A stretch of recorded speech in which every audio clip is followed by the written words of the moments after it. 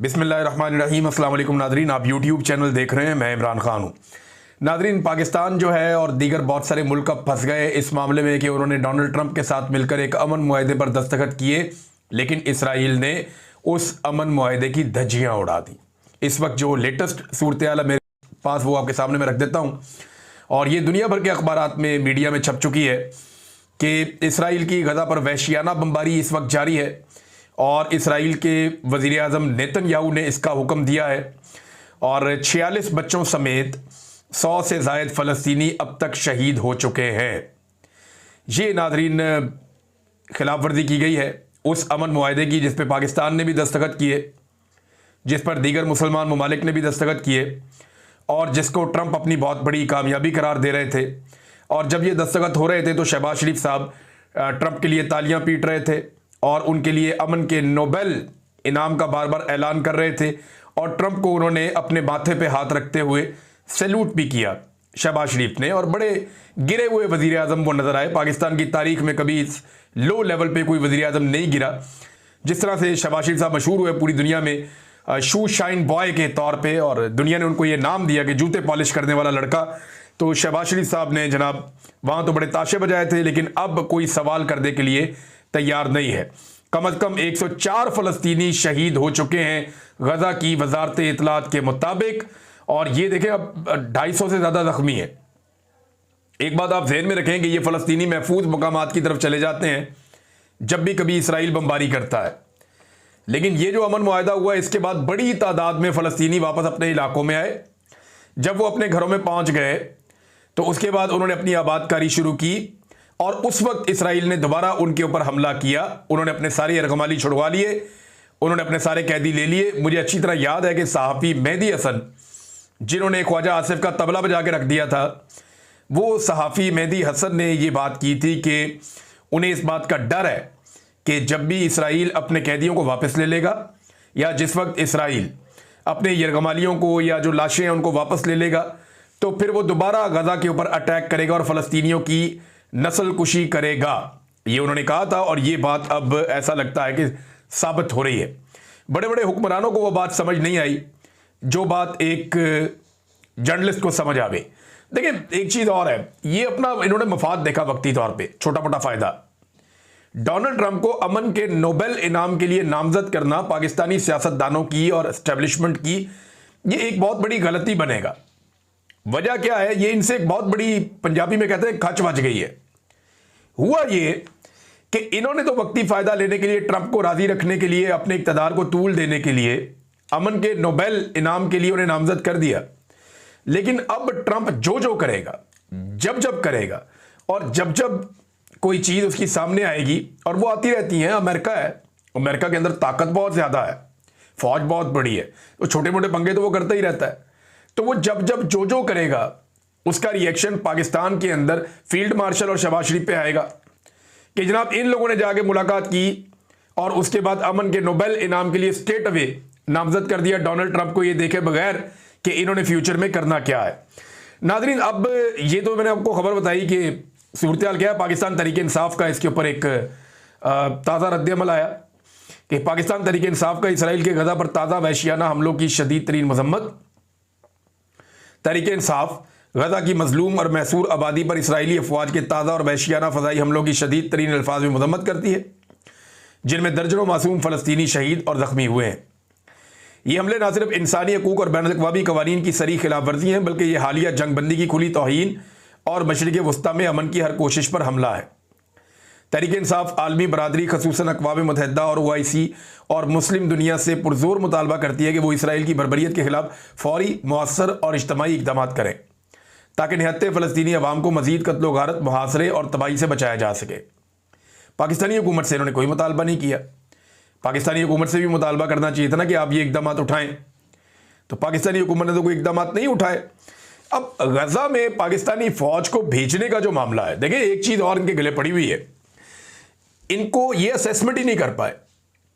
पाकिस्तान की जो एस्टेब्लिशमेंट है या रिजीम है, ये इस बात की असेसमेंट कर ही नहीं पाए। इनको अंदाज़ा ही नहीं था कि अगर ये जंगबंदी करवा भी देंगे तो नेतन्याहू और इसराइल जो है वो अपनी ताकत और अपने फैसले खुद करता है। उसे लगता है वो बहुत ताकतवर है, वो अपने फैसले खुद करेगा, तो जब दिल करेगा वो माहिदा तोड़ देंगे।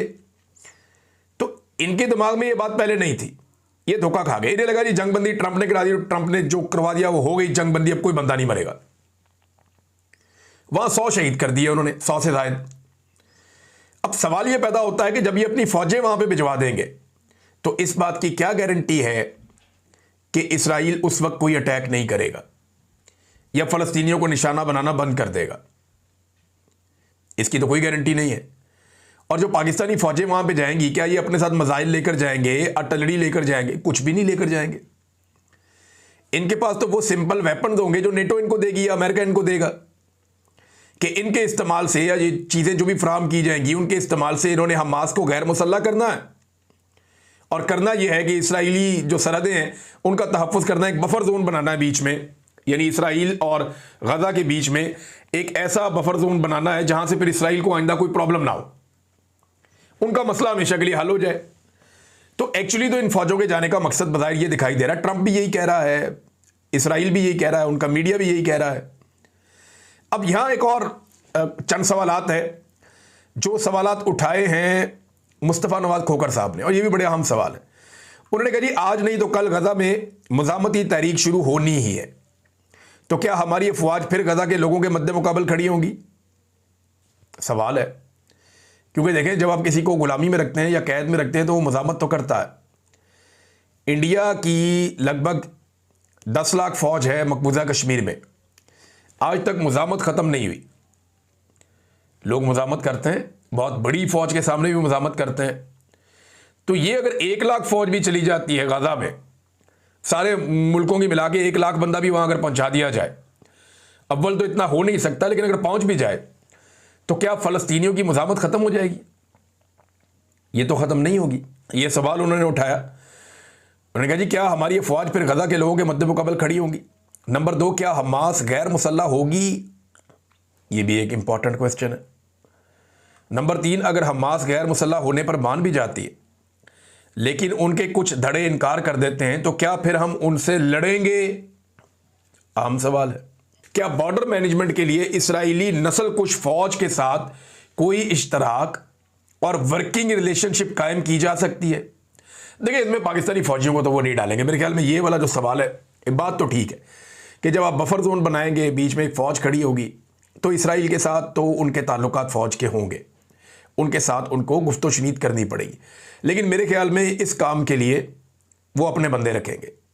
ये जो हमारे फ़ौजी जाएंगे ये बतौर एक छोटे दर्जे की फ़ौज के काम करेंगे। जो मेन लोग हैं वो पहुंच चुके हैं, जैसा कि अमेरिकन फ़ौजी हैं वो वहाँ पे आ गए और वो इसराइल के अंदर उनकी तस्वीर भी आई, वीडियोज़ भी आई। वो कमांड मेरे ख्याल में संभालेंगे और इसराइल के साथ वो डील करेंगे। और जो बाकी फ़ौजें आएंगी मुसलमान मुल्कों की, उनके वो मास्टर्स बन जाएंगे, यानी वो उनको कमांड करेंगे, उन्हें बताएंगे जी क्या करना है क्या नहीं करना। तो इन फ़ौजों को वो पीछे रखेंगे, फ़लस्तीन वाली साइड पे रखेंगे और इसराइल वाली साइड पे वो शायद खुद डील करेंगे। मुझे बज़ाहिर ऐसा लगता है, लेकिन ये सवाल तो इंपॉर्टेंट है। नंबर 5 ये है कि हमारी दोनों सरहदों पर सूरत हाल कशीदा है, क्या हम हज़ारों की तादाद में फ़ौजी भेजने के मुतहम्मिल हो सकते हैं? नंबर 6, हुकूमती अरकान से पूछें तो कंधे उचका कर बेबसी में कहते हैं कि हमें गजा में अफवाज की तैनाती के बारे में कोई इल्म नहीं है। क्या रियासतें ऐसे चला करती हैं? ये इंपॉर्टेंट क्वेश्चन है मुस्तफ़ा नवाज खोखर के, लेकिन आजकल जवाब देने के मूड में पाकिस्तान में कोई नहीं है, क्योंकि एस्टेब्लिशमेंट जो फैसला कर लेती है उसको सवाल जवाब की तो फिर गुंजाइश ही नहीं है। नादरीन, एक एक करके जितने भी आपके सीनियर सहाफ़ी हैं ना पाकिस्तान में, वो सारे इस फार्मूले को रद्द कर रहे हैं। मलिया लोधी साहिबा उन्होंने भी कहा नहीं ये गलत है, ये नहीं करना चाहिए। उर्दन ने भी इनकार किया। इसके अंदर पाकिस्तान को अपने आप को इन्वॉल्व नहीं करना चाहिए और अपनी फौज को गजा में नहीं भेजना चाहिए। और ये जो सआदत वाला चूरन बेचा जा रहा है ना, तो अमरीकी सआदत तो आपको हासिल हो सकती है, इसके अंदर कोई आपको मस्जिद अक्सा में तो भेज नहीं रहे। लेकिन फिर भी मैं अपनी पुरानी बात को दोहराऊंगा कि जब ये मुसलमान मुल्कों की फौजें वहां पर पहुंचेंगी तो कुछ मनाजर ज़रूर दिखाए जाएंगे। यानी मनाजर दिखाए जाएंगे कि फ़लस्तीनी उनको फूलों के हार डाल रहे हैं, गले मिल रहे हैं, प्यार कर रहे हैं। ये इब्तदाई तौर पे ये चीज़ें होंगी और बड़ी अच्छी डॉक्यूमेंट्रीज बना के बड़े ज़बरदस्त स्लोमोस बनेंगे, बड़ी अच्छी प्रोडक्शन की जाएगी। इंडोनेशिया की फ़ौजियों की जो तस्वीर और वीडियोज़ हैं वो इंडोनेशिया जाएंगी, पाकिस्तानी फ़ौजियों की जो तस्वीर और वीडियोज़ हैं वो पाकिस्तान आएंगी, बड़े ज़बरदस्त किस्म के इस्लामी म्यूज़िक उसके ऊपर लगेंगे। इंडोनेशिया अपने ज़बान में म्यूज़िक लगाएगा, हम अपनी ज़बान में म्यूज़िक लगाएंगे, कुछ अरबी में चलेगा। तो ये एक माहौल बनाया जाएगा कि उम्मत मुस्लिमा इकट्ठी होकर फ़लस्तीनियों की हिफाजत के लिए आ गई।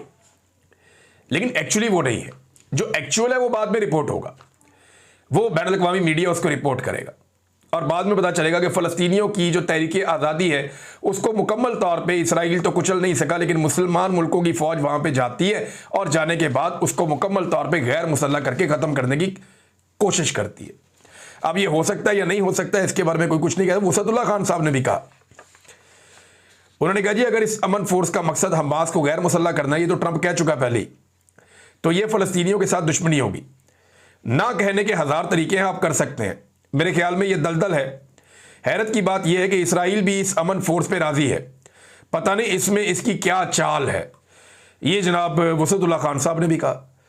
तो हर रीश शऊर आदमी जो है वो इसकी मुखालफत कर रहा है कि ये नहीं करना चाहिए। देखिए ना, एक तरफ ट्रंप मुसलमान रहनुमाओं की तारीफ़ें कर रहा है, जिनमें ख़ास तौर पे फील्ड मार्शल आसिम मुनीर और शहबाज शरीफ शामिल हैं, और दूसरी तरफ नेतन्याहू इसराइल पर बमबारी का हुक्म दे देता है। हमारे हुक्मरान जो है वो तारीफ़ों पे राज़ी हैं और कोई आवाज़ उठाने वाला हमें अब दिखाई नहीं दे रहा। वज़ीर आज़म पाकिस्तान का जो है वो उस वक्त फुटबॉल उछाल रहा है एक कॉन्फ्रेंस में बैठ के, और वो इंजॉय कर रहा है, फुटबॉल उछाल रहा है, अपने ख़ानदान की अमारत के किस्से बता रहा है कि हम अमीर कैसे बने गरीब से। और उस वक्त फ़लस्तीन के अंदर बच्चों का कत्लेआम किया जा रहा है और बमबारी की जा रही है। ये इस वक्त जो मौजूदा सूरत हाल है वो ऐसे है। नाज़रीन, इमरान खान साहब के केस के हवाले से एक बड़ी इंपॉर्टेंट खबर है मेरे पास। खबर यह है कि अक्टूबर के पहले हफ्ते में अदालत ने यह फैसला किया था कि तोशा खाना केस जो है वो रोज़ाना की बुनियाद पर चलाया जाएगा। अदालत ने फैसला क्या करना होता है, अदालत को कह दिया जाता है कि अब रोज़ सुनना है, फटाफट निबेड़ो। तो उस वक्त जनाब अदालत रोज़ की बुनियाद पर कर रही थी। 16 अक्टूबर को इसकी आखिरी समाअत हुई और फिर वहाँ से आगे इसकी तारीख दे दी गई 29 अक्टूबर तक। और जनाब अब एक नई खबर आई है और पता चला है कि इसे 27 नवंबर तक के लिए इमरान खान साहब के केस की समाअत मुलतवी कर दी गई है। 27 नवंबर को अब समाअत होगी। ये बड़ा अहम वक्त है देखें, क्योंकि आर्मी चीफ की एक्सटेंशन वाला जो महीना होता है या 1.5-2 महीने होते हैं, ये बहुत इंपॉर्टेंट होते हैं। दिन तेज़ी से करीब आते जा रहे हैं और आर्मी चीफ की अब एक्सटेंशन होनी है या नहीं होनी, ये फैसला अब दिनों की बात रह गई है। यानी वो 2 साल मजीद कंटिन्यू करेंगे या उन्हें नए 5 साल दिए जाएंगे या वो रिटायर हो जाएंगे और एक नया आर्मी चीफ 5 साल की मुद्दत के लिए तैनात होकर आ जाएगा। इसके बारे में अभी कुछ कहा नहीं जा सकता, क्योंकि नवाज शरीफ के अंदर बड़ा पोटेंशियल है किसी की भी टांग खींचने का या कोई भी काम करने का। देखिए, नवाज शरीफ में ना एक खूबी है, मैं आपको बताता हूँ, उनको मारने की सलाहियत बहुत है नवाज शरीफ में। किसी को मारना हो, किसी के खिलाफ कुछ करना हो, तो ये मार खाने की सलाहियत नहीं है। यानी लोग ये कहते हैं नवाज शरीफ लड़ाका नहीं है, लड़ नहीं सकता, नहीं, जब तक उसके अंदर मारने की कैपेसिटी रहती है नवाज शरीफ मारते हैं और उनमें मारने की सलाहियत है, हमला करने की सलाहियत है, एडवेंचर करने की सलाहियत है।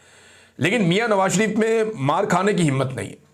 कभी भी आप देखें उन्होंने तारीख में मार नहीं खाई, हमेशा मारने की कोशिश की है। तो ये जब मौका मिलेगा तो नवाज शरीफ साहब अपना रंग जरूर दिखाएंगे, क्योंकि आसिम मुनीर साहब इस वक्त PMLN में नवाज शरीफ से ज़्यादा मकबूल हो चुके हैं और उनका तोती बोल रहा है। आज PMLN की रेड लाइन जो है वो नवाज शरीफ नहीं है, आज PMLN की रेड लाइन आसिम मुनीर साहब है। और आसिम मुनीर साहब इसी तरह PMLN के लीडर बन चुके हैं जैसे एक दौर में परवेज़ मुशर्रफ काफ लीग के लीडर बन चुके थे।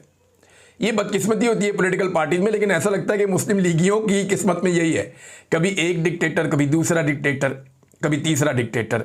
बहरहाल अभी इस वक्त जो है वो नवाज शरीफ साहब की मकबूलियत काफ़ी कम है आसिम मुनीर साहब के मुकाबले में, और वो भी मैं उनकी पार्टी की बात कर रहा हूँ, बाहर की बात नहीं कर रहा। तो नाज़रीन, अब इमरान खान साहब का केस फिर लमका दिया गया कि ये नवंबर वाला जो कंडा है ये निकल जाए पहले। हो सकता है उन्हें आने वाले दिनों में मुलाकातों में मजीद मुश्किलात पेश आएँ, या पाकिस्तान तहरीक इंसाफ अगर कोई तहरीक चलाना चाहती है तो इमरान खान साहब से उनकी मुलाकातें रुकवा दी जाएं। खैबर पख्तूनख्वा में इमरजेंसी का इंदिया भी दिया है।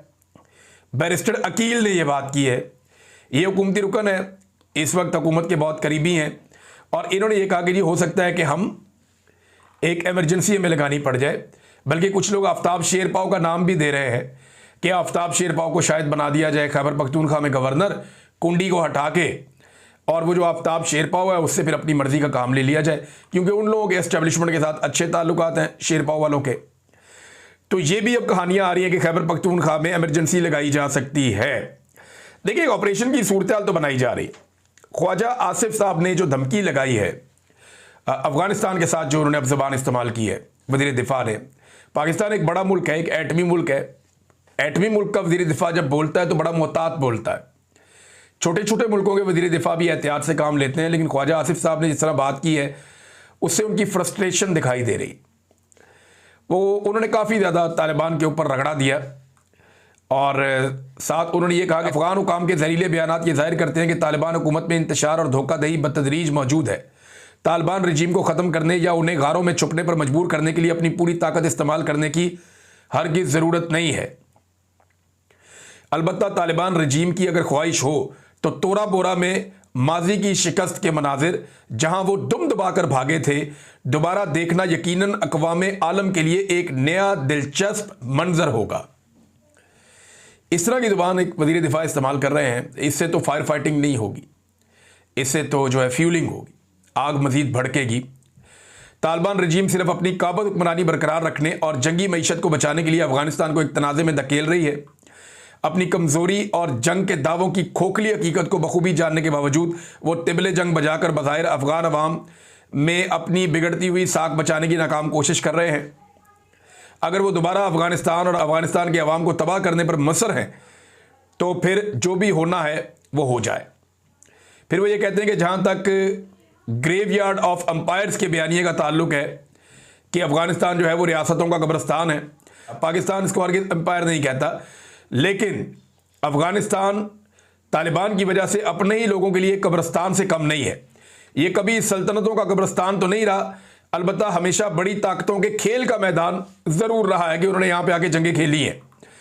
तो फिर इन्होंने ख़बरदार किया कि जो वो काम कर रहे हैं तो पाकिस्तानी अज़म और हौसले को गलत अंदाज में लिया है उन्होंने। दुनिया देखेगी कि उनकी धमकियाँ सिर्फ दिखावा है। तालिबान रजीम अगर लड़ने की कोशिश करेगी तो, और साथ उन्होंने ये भी कह दिया कि अगर आप पाकिस्तान के अंदर कोई भी खुदकुश धमाका या हमला होता है तो उसे बर्दाश्त नहीं किया जाएगा। देखिए, ये जो खुदकुश धमाके और हमले, ये हमारी अपनी पैदावार है ना। तालिबान को किसने बनाया? हमने बनाया। ये दहशतगर्द किसने ट्रेंड किए? हमने किए। ये सारी तंजीमें कौन इनको लीड करता था? पाकिस्तान की मिलिट्री एस्टेब्लिशमेंट करती थी। ये एक एक ग्रुप जो आज बना हुआ है, इस सारे के पीछे पाकिस्तान की फ़ौज थी, फ़ौजी हुक्मरान थे। इन्होंने दुनिया से डॉलर कमाए, पहले मुजाहिद बनाए, उसके बाद तालिबान बनाए, उसके बाद तालिबान के मुख्तलिफ गिरोह बनाए। तो हर किस्म की दहशतगर्दी हमने तैयार की है। अब वो पाकिस्तान के कबायली इलाकों में और अफ़गानिस्तान में फैली हुई है। अब बजाय इसके कि हम उसकी जिम्मेदारी लें और इन चीज़ों को ठीक करने की तरफ बढ़ें, हमें ये लग रहा है कि ये हमारे ऊपर क्यों चलना शुरू हो गया। देखिए, जब वो बारूद का खेल खेलते हैं तो वो वापस आता है, जब आप हथियारों के साथ खेलते हैं तो वो चलते भी हैं। तो पाकिस्तान को आज भी ये बात समझनी पड़ेगी कि लड़ाई से मसला हल नहीं होता, और ये बात अफ़गानिस्तान को भी समझनी पड़ेगी। अफ़गानिस्तान भी ये बात अच्छी तरह जानता है कि वो पाकिस्तान के 1 इंच के ऊपर भी कब्जा नहीं कर सकता। बदअमनी ज़रूर पैदा हो सकती है दोनों तरफ, हालात ख़राब ज़रूर हो सकते हैं दोनों तरफ, लेकिन दोनों तरफ ये कैपेसिटी नहीं है कि वो एक दूसरे के मुल्कों को फतह कर दें और हमेशा के लिए कब्जा कर लें। ना पाकिस्तानी ये तस्लीम करेंगे, ना अफ़गानी ये तस्लीम करेंगे। लिहाजा अक्ल की बात वही है कि बैठें और बैठ कर मामला तय करें। वैसे ख्वाजा आसिफ साहब की ट्वीट मैंने पढ़ी है, मुझे लगता तो नहीं है कि उन्होंने ये लिखी होगी, क्योंकि इस तरह की ट्वीटें कहीं और से लिख के आती हैं। लेकिन फ़िलहाल ख्वाजा आसिफ साहब के अकाउंट से चली है तो चले मान लेते हैं। नाज़रीन, शेख वक्कास अकरम साहब ने इमरान खान साहब के सोशल मीडिया के हवाले से एक बड़ा अहम इंकशाफ किया, और वो ये कह रहे हैं कि ये ट्विटर केस क्या है, इसमें अदालत से क्या अहकामात मांगे जा रहे हैं। हर पॉइंट के पीछे एक पूरी मुनज़्ज़म कोशिश है कि किसी तरह इमरान खान साहब के पैगामात का सिलसिला बंद किया जाए। इसमें शरीक मावन और फैलाने वाले सोशल मीडिया के गिर्द शिकंजा कसा जाए। इमरान खान साहब के ट्विटर पैगामात के खिलाफ ये केस इस्लामाबाद हाई कोर्ट में वाजिद गिलानी काबीना के मेंबर एग्जेक्टिव गुलाम मुर्तज़ा खान ने मारूफ नून लीगी वकील रहनुमा जनाब बैरिस्टर ज़फ़रुल्लाह खान के जरिए दायर किया है, और अदालत से दरख्वास्त की है। वो जो सारी चीज़ें मैंने आपको पहले ही बताई थी कि बड़े तरीके से इमरान खान साहब का जो सोशल मीडिया उसको बंद करने की कोशिश की जा रही है, और सेम टाइम में ये भी कोशिश की गई कि लंबा ले जाए इमरान खान साहब की तोशाखाना 2 केस की समाअत को, ताकि जितना हो सके मैक्सिमम इमरान खान साहब को खामोश करवाया जा सके। नाज़रीन, एक और खबर यह है कि तहरीक लब्बैक के सानिया मुरीद के बाद मरीम नवाज़ की सिक्योरिटी के बड़े सीरियस इश्यूज़ हैं और सिक्योरिटी के लिए पंजाब के कुछ ब्यूरोक्रेट हैं, उनकी भी, मरीम नवाज़ की भी, दीगर कुछ और लोगों की भी, जितनी सिक्योरिटी थी सबकी स्क्रूटनी की गई है, स्क्रीनिंग की गई है और ये इंश्योर किया गया है कि सलमान तासीर के साथ जो वाक़या हुआ उस तरह का कोई वाक़या दोबारा ना हो। मरीम नवाज़ ने सरकारी मौलवियों से मुलाकात भी की है, बहुत सारे उलमा इकराम जाके वहाँ बैठे थे, उनके साथ बातचीत की है। दबे लफ्ज़ों में तहरीक लब्बैक के बारे में उन्होंने कुछ गिले शिकवों का भी इजहार किया, लेकिन जो कत्लेआम है वो कहीं पे डिस्कस नहीं हुआ। किसी मौलवी की जरूरत नहीं हुई कि वो वहाँ पे खुल के बात करता कि जनाब वो जो कत्लेआम हुआ उसके लिए रिस्पॉन्सिबल कौन है। मुफ्ती मुनीब वॉज देयर, लेकिन मुफ्ती मुनीब आपको पता है कि वो हमेशा एक सहूलतकार के तौर पर अपने आप को ताकतवर लोगों की खिदमत के लिए पेश करते हैं। तो मुफ्ती मुनीब साहब ने खुद को एक दफ़ा फिर पेश किया मरीम नवाज़ साहिबा के सामने और वहाँ पर मुफ्ती मुनीब साहब जो है वो भी दोबारा तहरीक लब्बैक जिसकी दम भरती थी इसके बारे में कुछ नहीं कहते। और पता चला कि जी मुफ्ती मुनीब साहब का शायद कोई एक दो खबरें आ रही हैं, कोई राब्ता वाब्ता भी करवाया गया है शायद उससे, साद रिजवी से। देखिए ना, दो ही चीज़ें हो सकती हैं। एक तो मुझे ज़्यादा शक ये है कि ये एजेंसियों की तहवील में दोनों भाई, ज़्यादा शक तो मुझे ये है और मैं ये मानता हूँ कि एजेंसियों की तहवील में ही बंदा होता है तो इस किस्म की खबरें फैलाई जाती हैं। तो अगर तो एजेंसियों की तहवील में है तो तहरीक लब्बैक जो है वो एक बिल्कुल ही फजूल पार्टी साबित हुई जिसके अंदर टके की सकत नहीं थी। बेड़े ही गर्क हो गया उनका, कोई आवाज़ उठाने के काबिल भी नहीं रहा। कत्लेआम तो हुआ उनका, वो तो पीटीआई का भी हुआ, पीटीआई का भी कत्लेआम हुआ था, लेकिन उसके बाद हमने देखा उन्होंने बड़ी आवाज़ उठाई थी जोरदार तरीके से। तहरीक लब्बैक तो टुस हो गई।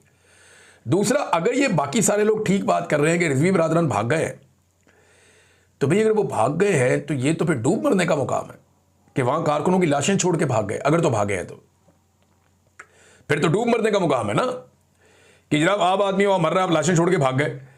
तो ये अब आने वाले दिनों में पता चलेगा कि कहानी है क्या। बहरहाल मरीम नवाज़ को इस बात की फ़िक्र तो है और मौलवियों से मुलाकातें भी ये बात साबित कर रही हैं। दूसरी तरफ जो उलमा है वो भी बैठे हैं, बैठ के इसके ऊपर बात करें। तरीके इंसाफ में कुछ इख्तलाफात नाज़रीन पैदा हुए हैं और नंबर एक ये, इमरान खान साहब की मुलाकातों के हवाले से अलग अलग किस्म की लिस्टें जारी कर देगी। बैरिस्टर अली ज़फ़र की कोई और है और सलमान अकरम राजा साहब की कोई और है। फिर पंजाब बार के जो इलेक्शन हैं इनमें अलग अलग किस्म के उम्मीदवारों को पाकिस्तान तहरीक इंसाफ सपोर्ट कर रही है। तो ये 5 साल का एक लंबा टीका लग जाएगा और यहाँ पे एस्टेब्लिशमेंट के उम्मीदवार को कामयाबी हो सकती है, वो फिर जीत सकते हैं।